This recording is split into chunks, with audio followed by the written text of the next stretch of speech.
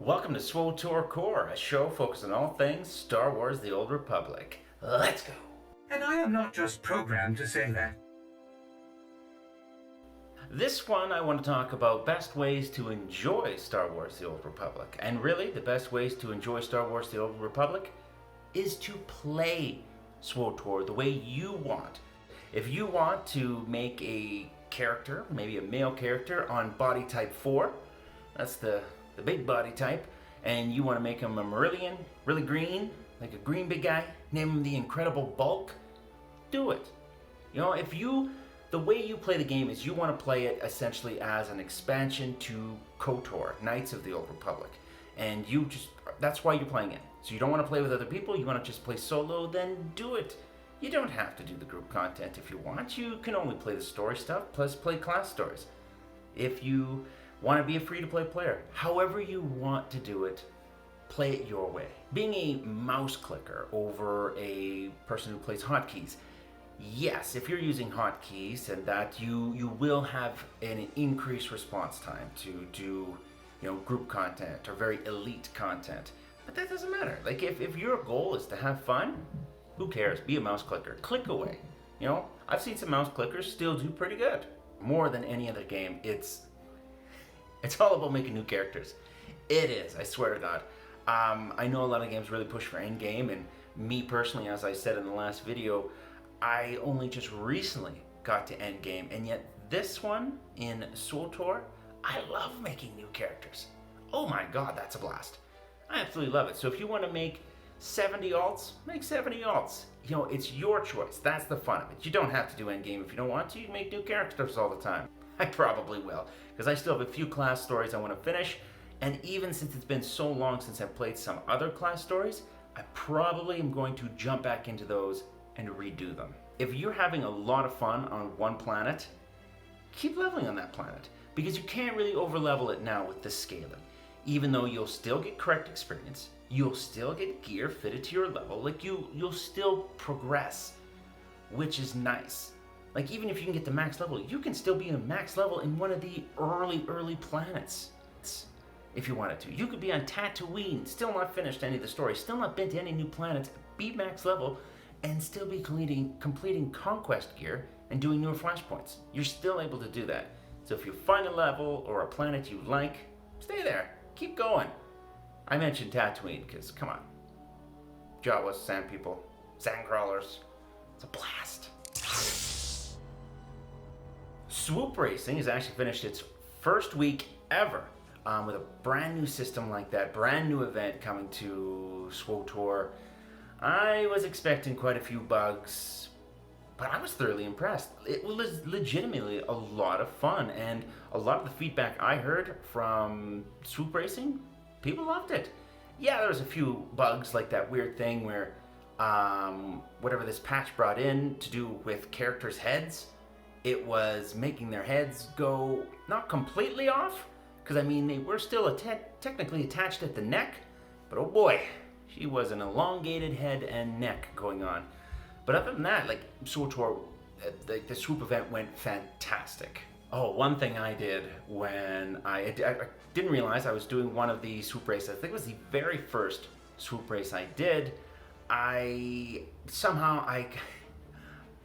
mashing too many buttons because I have all the buttons that I need to use while swoop racing on my mouse. I have various buttons on the side, and I was trying to set up fireworks, throw an explosive at another barrel, and while at the same time, and then also hit a speed boost. And while I was doing that, I clicked my handbrake, not knowing that the handbrake stays on if you click it. It's not just click and hold. No, you click it, that handbrake stays on. So it took me quite a while to realize that it was left on, and suffice to say, I did not make the speed bonus on that run. Speaking of bonuses, that was a really cool thing it had. Now, there were 3 different types of races. The first one being, like I had mentioned before, you have to set off a certain amount of explosives, and then you also have to set off some fireworks as well. And there are 2 bonuses in every single race. One being, finish this race with all of the content you have to do, like explosives and whatever the event is. And then there's also another bonus as well, and that's not a speed related one. So if you're a player that is a mouse clicker and you play it a little slowly, you can still go around slow, complete that bonus and the race, and you're fine. You just won't get the speed round bonus, but you'll get the other bonus as well. And the fact that there being two bonuses to it, that gives players who, the elites, a chance to do the speed round and get all the extra objectives and complete the race. Very cool. The second race that you did was going through hoops and then doing the major jumps. So you have to, I think it was go through 15 hoops at a time, complete the 5 major jumps, and then just finish the race. And you've done it. But the bonus objective on that one was going through extra hoops, like trying to hit all the hoops at the same time and complete the race. This one I found actually the most fun, because this one seemed like the most, what you would consider the classic type of race. My favorite by far. Lastly, the third race was more of a speed round. So on any one of the 3 races, you always have handbrake and you have your acceleration. And the acceleration is on a cooldown. This speed round, you have your acceleration, you can hit speed boosts that are on the ground, and then you can also collect speed boosters. So you collect so many of those boosters, then you have a extra speed boost you can activate. How many times can I say speed boost? Then the bonus for this one is collect as many of the blue orb speed boosts as you can and complete the race at a specific time. Now, not once was I able to do all 3 bonus objectives on this one, but I'll get to it next week. I didn't get to do it a lot this week. I did get my weekly objective, which you can complete in the first day if you go to all 3 planets, which I did, but still a blast. And I do like that they have that option in there that yes, if you only have a few minutes, half hour a day spread out through the week, you can get your weekly missions done. Or if you just have one day, you can log in, hammer it out, then that way you can still get your weekly objective done. It's not you have to log in every day to complete this. Very cool. Keep it up. How busy was it? It was so busy. There were so many people out there, whether it was the first day, second day, last day. A lot of people checking out these swoop races, which was fantastic to see as well. And that you could tell how well received it is, because there are some weekly or bi-weekly events that I've gone to, and there's only a handful of people there just because they just dread it. They would rather get their conquest in another way, but not the swoop races. I can see that a lot of people will be taking part in that. Like I even, with my Jedi Knight, I was leveling there as well. I took him in to the swoop races, even though I wasn't sure if I was going to continue on with this character, but I did do these swoop races with him because, it gave you a ton of experience.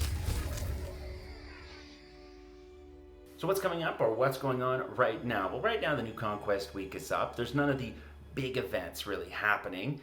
Next week is going to be the Rakghoul event, but this one is Operations Week. I've never actually done an operation in SWTOR before. If you've played other MMOs, considered it a raid. Flashpoints is 4 players in the group, whereas operations are the large groups. More people playing it, larger enemies, bigger bosses, bigger areas to fight in, larger rewards.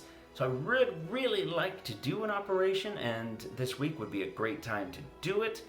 I probably won't have time, but I know I'm going to do it. By the end of next month, I will have done at least one operation, I promise. I've been finishing my Jedi Knight story. I've completed, Belsavis, the prison planet. And I've done the extracurricular activity there was after that. So far, really cool storyline. And this seems like this should almost be the starter storyline. Like you should do this to kind of understand what else is going on. Because this kind of ties into a lot of expansion stuff too, this particular class story.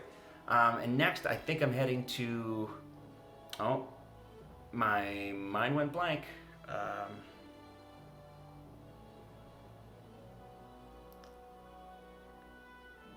But what else? I was been camping a lot on the weekends and going away, and I'm out of service a lot, so I need, find some stuff, extra stuff to do that's not online, that I can still, get a piece of some SWTOR. Well, I actually found a great way to do it, and that was got an audiobook for the SWTOR. There's I think 5 or 6 of them. Right now, I'm on the second one. It's the Revan book, and that one I had no idea. I thought it was just about Revan, and I didn't realize that it got into a lot of Scourge's story as well. And if you've played any of the expansion, or if you've played the Jedi Knight story, Scourge plays a big role, and that kind of gives you a background story into him too. I'm not done yet. No spoilers.